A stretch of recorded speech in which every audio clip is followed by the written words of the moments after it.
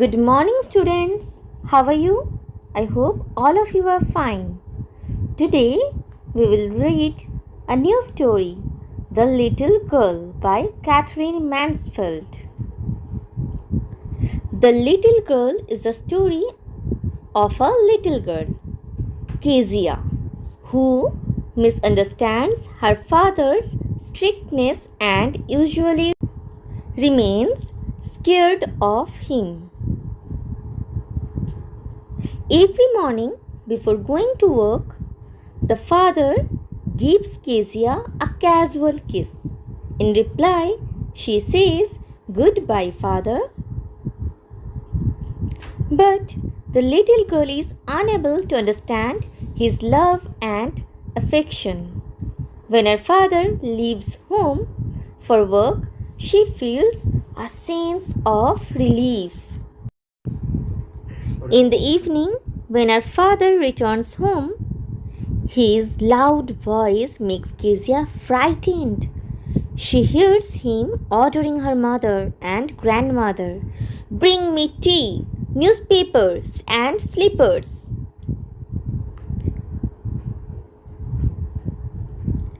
Then Kezia's mother asks her to calm down and remove her father's boots. As Kezia enters into the drawing room, her father looks at her over his spectacles. The way he looks at her terrifies her. He asks her, "Have you been a good girl today?" In fear, she stammers and replies, "I don't know, father." He tells her, "You don't know. If you stammer like that, mother will have to take you to the doctor." Father feels that something is wrong with Kezia. He tells his mother to teach Kezia to behave in a better manner, that Kezia may not appear sad all the time. Whenever Kezia thinks about her father, she feels that she is thinking about a giant. She visualizes her father as a giant, especially when he yawns. On Sunday afternoons, Kezia's grandmother sends her into the drawing room to spend time with her parents. When Kezia enters the drawing room, she finds her mother busy in reading and her father sleeping. Kezia feels a little bit neglected. One day, she remains indoors as she gets a cold. Her grandmother advises her, "Why don't you make a gift for your father's birthday next week?" She gives her a piece of yellow silk fabric to stitch a pin cushion for him. Kezia stitches a beautiful pin cushion, but she doesn't find anything for stuffing. As her grandmother is out of the garden, she goes to her mother's bedroom in search of some stuff. Then, there she finds sheets of paper in which her father had written an important speech. She unknowingly tears them into pieces and stuffs into the cushion and stitches it. When her father comes home and gets to know about his important papers, he punishes her by hitting the palms of her hands with a ruler for tearing up his speech. This incident further alienates Kezia from her father. She often watches her neighbor, Mr. MacDonald, playing joyously with his 5 children in their lawn. She thinks Mr. MacDonald is a loving father to his children. She thinks Mr. MacDonald is a very loving father. Kezia wonders he might be a different sort of father. One day, her mother falls ill and is taken to a hospital by her grandmother. Kezia is left alone at home under the care of their cook, Alice. As Kezia goes to bed, Alice removes her shocks and warns her, "Do not scream and wake your father." But at night, Kezia has a nightmare and she wakes up screaming. When she calls her grandmother for help, she finds her father standing by her bedside. He picks her up and takes her to his room. He tucks her up in his bed and soon falls asleep. She feels the beating of her father's loving heart and realizes that her poor big father is very loving and caring and has a generous heart. So, children, this is the story. Now, what is the moral of the story?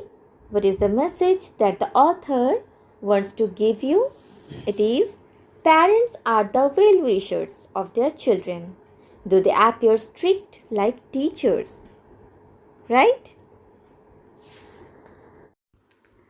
So, students, this was the summary of the story.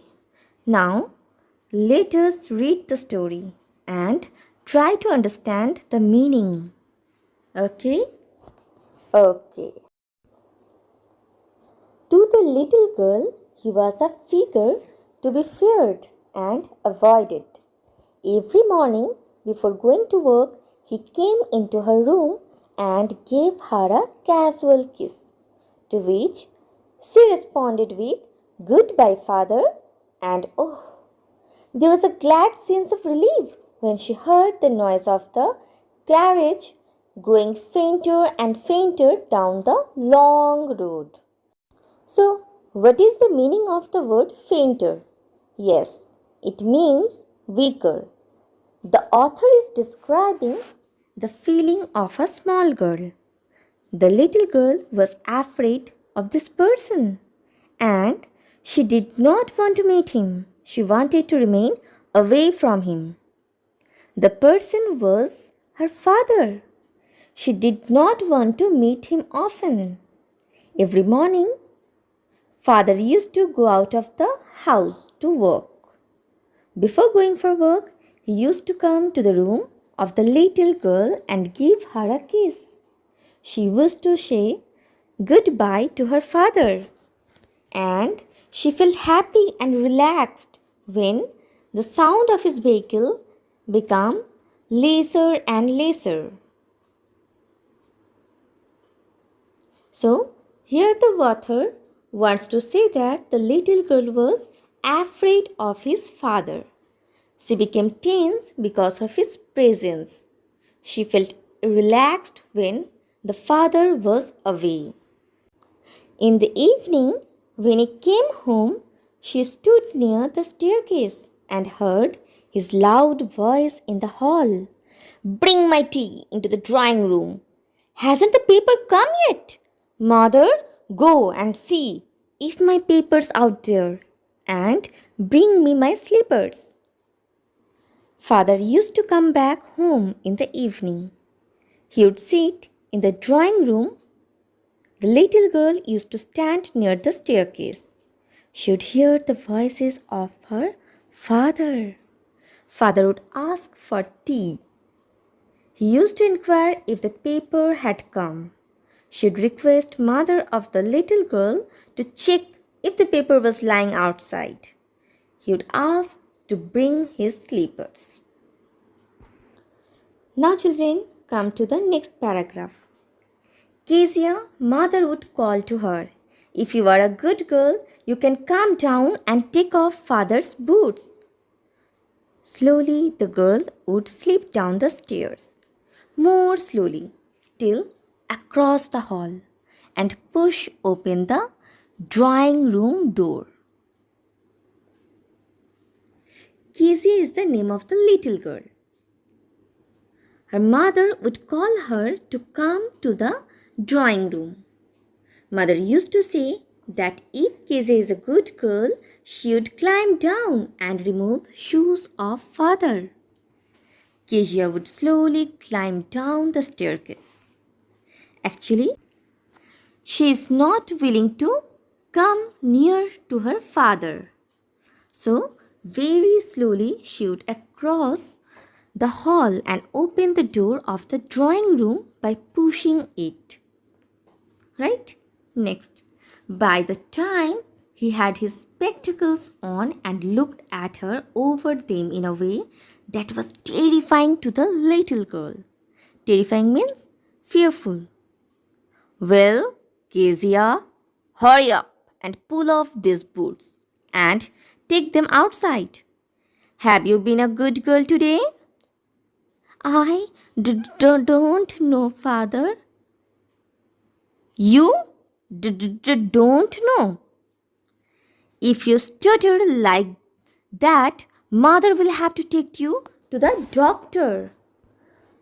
So here we see that before Kezia reached near her father, he would put on his spectacles. He would look at Kezia from above his spectacles. Kezia used to get afraid by that style of his father. The father used to ask Kezia to quickly remove his boots and take this outside. Then father would ask her if she had been a good girl throughout the day. Kezia used to reply that she did not know about it.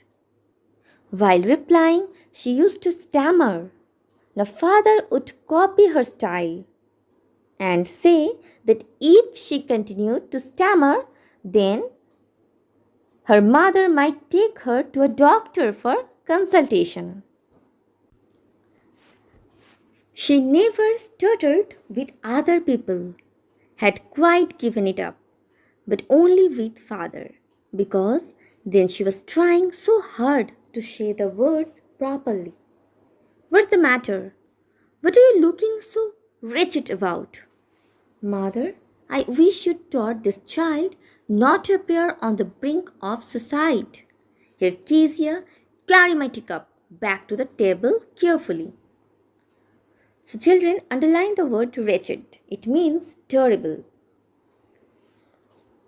So, here the meaning is Kezia had stopped the habit of stammering while talking to other people. But Kezia stammered only when she was talking to her father. This is because she used to make excessive try to be careful while speaking to her father. Now, her father would further ask why Kezia was looking so sad that day. He used to advise her mother to look happy. He used to compare her looks with that of a child who was about to commit suicide. That means extremely sad. Then he would ask Kezia to carefully take his teacup back to the table. Next, he was so big, his hands and his neck, especially his mouth, when he yawned. Thinking about him alone was like thinking about a giant. So here we can see the thought process of a little girl. The little girl Kezia was so afraid of her father that she finds her father to be a giant, particularly when his mouth opened very wide at the time of yawning. Whenever Kezia thought about her father, she thought that he was a huge person. On Sunday afternoons, grandmother sent her down to the drawing room to have a nice talk with father and mother. But the little girl always found mother reading and father stretched out on the sofa, his handkerchief on his face, his feet on one of the best cushions, sleeping soundly and snoring.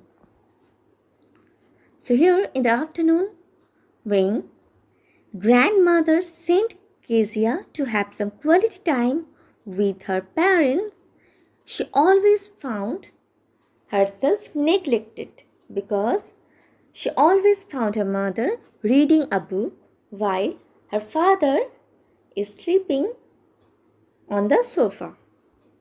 So Kezia could not have any discussion with her parents in afternoons of Sunday. She sat on a stool, gravely watched him until he woke and stretched and asked the time, then looked at her. Don't stare so, Kezia. You look like a little brown owl. So in the drawing room, Kezia would sit on a stool. She would seriously and continuously look at his father. And waking up, father would stretch himself a bit. Then he would ask the time and then look at Kezia and advise her not to stare at him like this, just like an owl. Next, one day when she was kept indoors with a cold, her grandmother told her that father's birthday was next week and suggested she should make him a pin cushion for a gift out of a beautiful piece of yellow silk.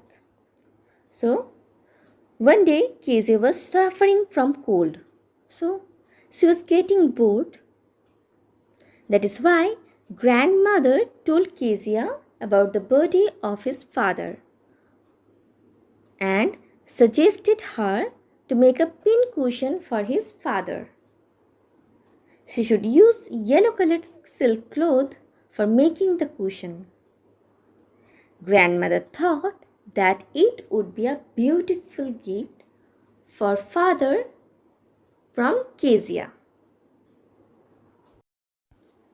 Laboriously, with a double cotton, the little girl stitched 3 sides. But what to fill it with? That was the question. The grandmother was out in the garden and she wandered into mother's bedroom to look for scraps. Scraps means waste material. So, Kezia made lot of efforts to make the cushion. And now she wants something to stuff it with. She was searching for some waste material to fill in the cushion. Next, on the bed table, she discovered a great many sheets of fine paper, gathered them up, tore them into tiny pieces, and stuffed her case. Then sewed up the fourth side. So, what happened next? She found lot of papers on the table of their parents' bedroom. She collected those, tore those papers into small pieces and filled the cushion. After that, she stitched the fourth side of the cushion. Now the cushion is ready. So, Kezia made it with lot of effort. But what happened? That night there was a hue and cry in the house.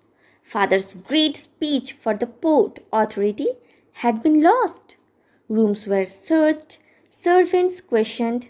Finally, mother came into Kezia's room. Kezia, I suppose you didn't see some papers on the table in our room? Oh, yes, she said. I tore them up for my surprise. What? Screamed mother. Come straight down to the dining room this instant. So, after questioning everyone and after giving a search throughout the room, mother finally came to Kezia to ask if she had seen those papers. At this, she replied, she tore those papers to make the surprise gift of father. At this, mother, shouting with anger and surprise, ordered Kezia to immediately come down to the dining room. And she was dragged down to where father was pacing to and fro, hands behind his back. Well, he said sharply. Mother explained. He stopped and stared at the child. Did you do that? No, she whispered. mother. Mother, go up to her room and fetch down the damned thing. See that the child's put to bed this instant. So, now father is inquiring Kezia if she had torn those papers. Out of fear, she spoke in very low voice and told him that she hadn't done it. Father asked mother to take Kezia to her room and also wanted to bring the surprise gift. Owing to his anger, father cursed the gift. He advised mother that Kezia should now sleep. Crying too much to explain, she lay in the shadowed room watching that evening light make a sad little pattern on the floor. Then father came into the room with a ruler in his hands. "I'm going to beat you for this," he said. So Kezia was crying continuously. At that time, the father appeared with a ruler in his hand. He told that he would beat Kezia for the mistake she had committed. "Oh, no, no," she screamed, hiding under the bedclothes. He pulled them aside. "Sit up," he ordered, "and hold out your hands. You must be taught once and for all not to touch what does not belong to you." So father wants to punish her so that she remembers not to touch anything which did not belong to her. "But it was for your birthday." Down came the ruler on her little pink palms.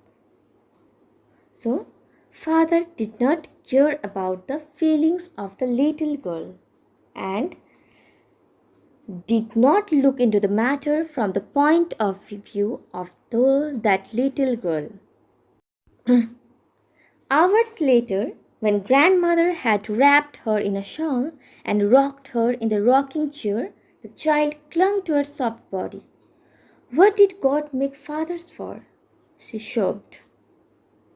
So, the grandmother of Kezia covered her in a shawl and she was trying to comfort her in the rocking chair.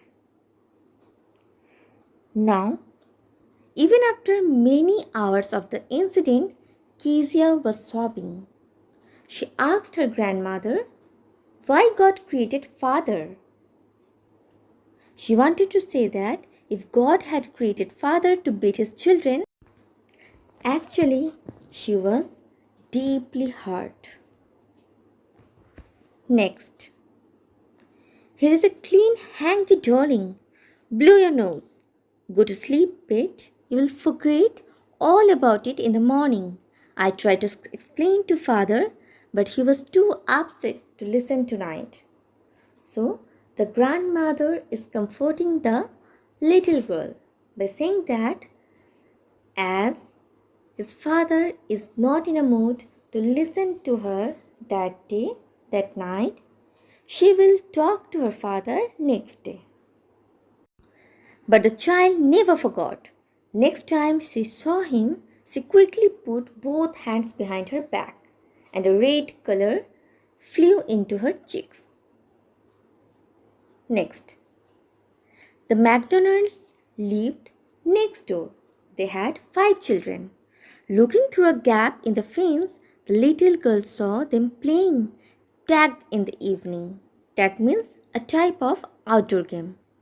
The father with the baby, Mao, on his shoulders, 2 little girls hanging on to his coat pockets, ran round and round the flower beds, shaking with laughter.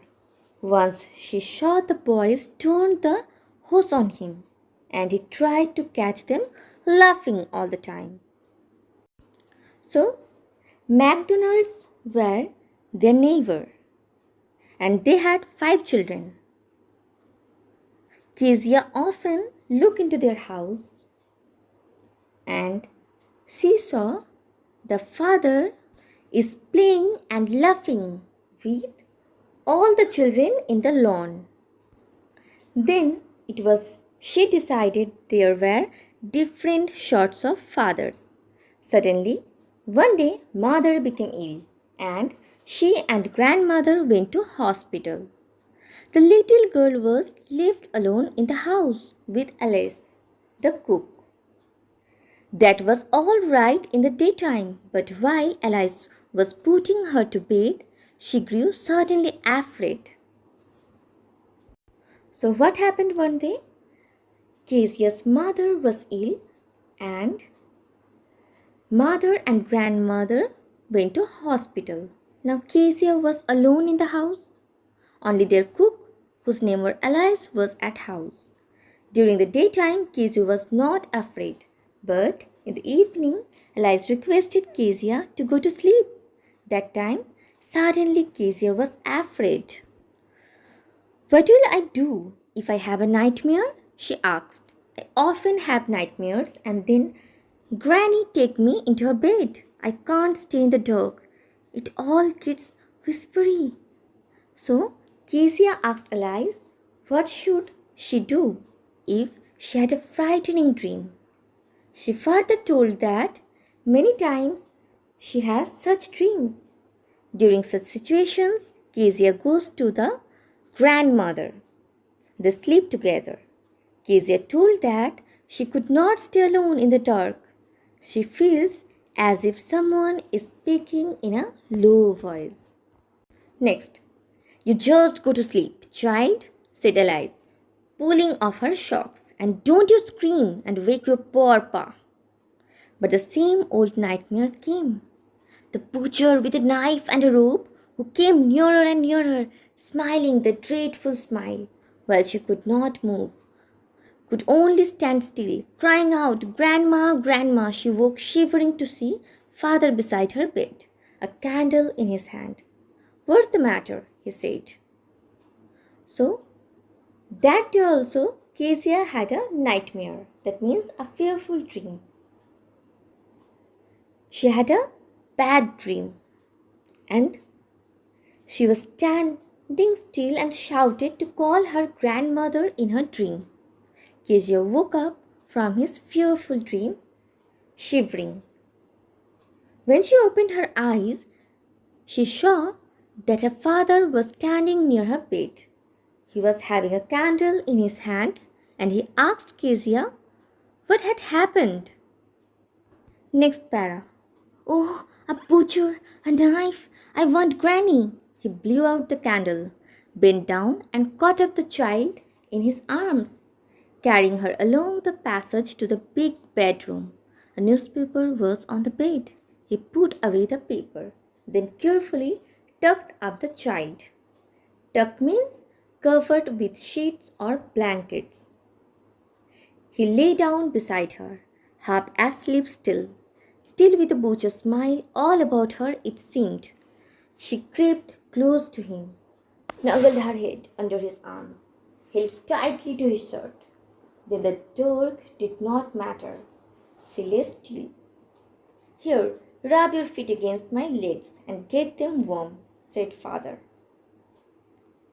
So, Kezia told her father about his fearful dream. Now, father is comforting the little child. So, Kezia moved closer to her father. She put her head under the arm of her father, and now she was feeling comfortable. Tired out, he slept before the little girl. A funny feeling came over her. Poor father, not so big after all, and with no one to look after him. He was harder than grandmother, but it was a nice hardness. And every day he had to work and was too tired to be a Mr. McDonald. She had torn up all his beautiful writing. She started suddenly and shied. What's the matter? Asked her father. Another dream? Oh, said the little girl. My head's on your heart. I can hear it going. What a big heart you have got, father dear. So, now, when she gets closer to her father, she was now able to understand the goodness of her father. Kezia thought that every day father had to go to work to earn livelihood for the family. When he returned, he was very tired. It was not possible for him to play like Mr. MacDonald does, and she had torn her beautiful speech. Suddenly, she moved a bit and took a deep breath. Father asked her if she had any problem or she was having one more dream. The little girl replied that her head was on his heart. She could hear the beats of his heart. And she said, "Dear father, you are very generous." So, students, what is the moral of the story? What is the message that the author wants to convey? The author wants to convey a beautiful message that there is a very strong bond between the parents and children. This bond has the strength to survive every type of challenge. However, in order to prepare the little children for the hardships of adult life, parents resort to strict punishment, and it is difficult for children to understand the true motive behind the stern actions of their parents. As a result, they develop negativity. Therefore, the story gives a message to both the children and the parents that children should trust their parents, and the parents should understand that physical punishment can leave emotional scars that hamper the growth of a balanced personality of their child. So, the responsibility to strengthen the parent child bond rests equally on both. I hope now you all understand the meaning of the story. So, students, please read the story again and try to do the exercise yourself.